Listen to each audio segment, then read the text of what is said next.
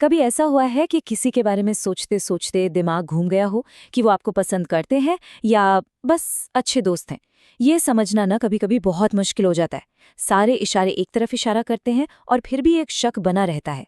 तो आज हम इन्हीं उलझे हुए संकेतों की दुनिया में थोड़ा और गहराई से उतरेंगे।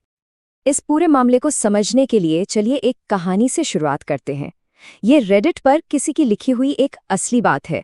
उसने अपनी हिम्मत जुटाई, दिल की बात कही और जवाब में मिला इनकार। ये एक ऐसा पल है जो शायद कई लोगों ने महसूस किया होगा और ये हमें सीधे आज के हमारे टॉपिक के दिल में ले जाता है। कहानी कुछ यूं थी। हफ्तों तक गहरी बातें होना, एक दूसरे से मजाक करना, देर रात तक मैसेज पर बात करना। मतलब हर एक इशारा चिल्ला चिल्ला कर कह रहा था कि ये दोस्ती से कहीं ज्यादा है। लेकिन जैसे ही उसने अपने दिल की बात कही, सब कुछ बदल गया। हर सिग्नल सही लग रहा था, तो फिर गड़बड़ कहाँ हुई? चलिए आज इसी को समझते हैं। तो चलिए सबसे पहले उन आम इशारों की बात करते हैं जिनके बारे में हम सबने सुना है। ये वो क्लासिक संकेत हैं जिन्हें हम अक्सर किसी की दिलचस्पी का पक्का सबूत मान लेते हैं। ये 4 सबसे बड़े संकेत माने जाते हैं। जैसे, क्या वो आपसे नजरें मिलाते हैं? और मेरा मतलब सिर्फ एक झलक से नहीं है, बल्कि एक ऐसी नजर जो कुछ पल के लिए टिक जाए। या क्या वो आपसे बात करते हुए बेवजह मुस्कुरा देते हैं, अपनी पर्सनल बातें, अपने सीक्रेट्स आपके साथ शेयर करते हैं? और सबसे जरूरी, क्या वो सच में आपके बारे में जानने में दिलचस्पी दिखाते हैं? और हाँ, इनके अलावा भी कई छोटी छोटी बातें होती हैं, जैसे बात करते करते आपके थोड़ा और पास आ जाना, या फिर एक ग्रुप में जब सब आपकी बात से सहमत न हो तब भी आपका साथ देना। ये सब इस तरफ इशारा कर सकते हैं कि उनकी आप में दिलचस्पी दोस्ती से कुछ ज्यादा है। तो सवाल ये उठता है कि ये संकेत आते कहाँ से हैं?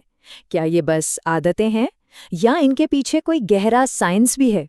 चलिए अब हम क्या हो रहा है से आगे बढ़कर ये समझते हैं कि ये क्यों हो रहा है। ये सब हमारी बॉडी लैंग्वेज का खेल है। ये एक ऐसी जुबान है जिससे हम बिना सोचे समझे अनजाने में बोलते और समझते हैं।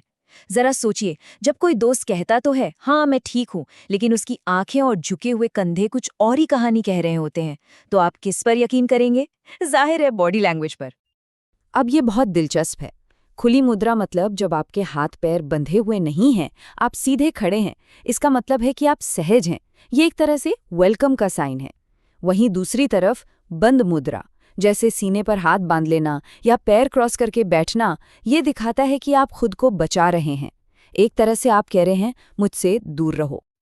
आपने शायद ये आंकड़ा कहीं ना कहीं सुना होगा कि हमारी बातचीत का 93% हिस्सा बिना शब्दों के, यानी नॉन वर्बल होता है। ये सुनने में बहुत बड़ी बात लगती है ना? लेकिन रुकिए, कहानी में एक ट्विस्ट है। तो यहाँ पर एक बहुत बड़ी गलतफहमी है। ये जो 93% वाला नियम है ना, ये हर सिचुएशन में लागू नहीं होता। ये सिर्फ तब काम करता है जब किसी के शब्द और उसकी बॉडी लैंग्वेज में तालमेल न हो। जैसे कोई दोस्त कहे मैं बिल्कुल ठीक हूं, लेकिन उसकी आवाज कांप रही हो, तब हम उसकी आवाज और हाव भाव पर ज्यादा भरोसा करेंगे। तो अगली बार जब कोई ये कहे तो आप उन्हें बता सकते हैं कि ये आधी अधूरी कहानी है। और यही सबसे जरूरी बात है, किसी एक इशारे का अपने आप में कोई मतलब नहीं होता। हमें हमेशा इशारों के एक पैटर्न को देखना चाहिए। अगर कोई अपना चेहरा छू रहा है तो हो सकता है वो कुछ छुपा रहा हो, या हो सकता है कि उसके चेहरे पर बस खुजली हो रही हो। इसलिए हमेशा याद रखें, कॉन्टेक्स्ट यानी संदर्भ ही सब कुछ है। लेकिन आज की दुनिया में तो ज्यादातर बातें स्क्रीन पर होती हैं, है ना? जहां कोई बॉडी लैंग्वेज नहीं है, कोई आंखों का संपर्क नहीं है, तो फिर वहां क्या होता है? वहां इन संकेतों का मतलब कैसे समझे? ये एक क्लासिक सवाल है और हम सब कभी न कभी इसमें उलझे हैं। एक एक्स का क्या मतलब है? क्या ये बस एक दोस्ताना अंदाज है या फिर इसका मतलब एक किस है? ये छोटा सा अक्षर ना बहुत बड़ी उलझन पैदा कर सकता है। चलिए इसको जरा ध्यान से समझते हैं। एक एक्स अक्सर सिर्फ मैसेज खत्म करने का एक तरीका हो सकता है, खासकर यूके जैसी जगहों पर। 2XX थोड़ी ज्यादा गर्मजोशी दिखाते हैं, शायद करीबी दोस्तों के बीच इस्तेमाल होता है। लेकिन 4XX इसे अक्सर रोमांटिक दिलचस्पी का एक मजबूत संकेत माना जाता है।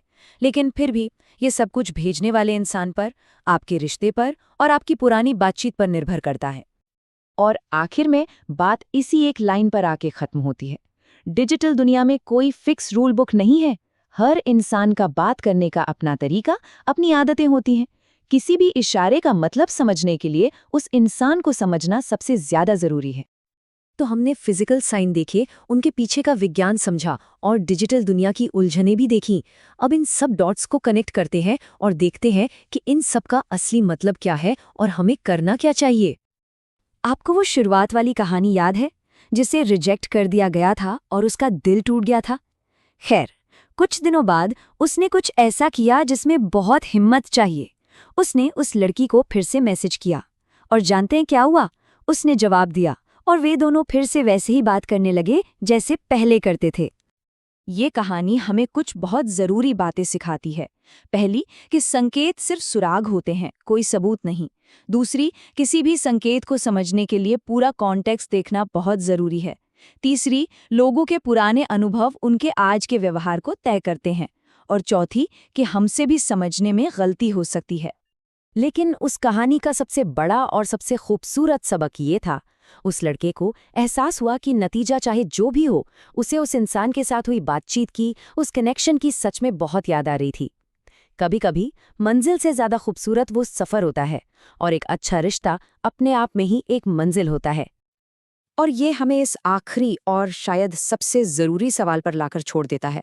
हम संकेतों को पढ़ने में इतनी एनर्जी लगाते हैं, इतना कंफ्यूज होते हैं, तो अगली बार जब आप इन इशारों को समझने की कोशिश में फंसे हों, तो शायद एक पल रुक कर खुद से पूछें, क्या होगा अगर मैं सिर्फ ईमानदारी से पूछ लूं? शायद सबसे बड़ा और सबसे साफ संकेत हमारे शब्दों में ही छिपा हो।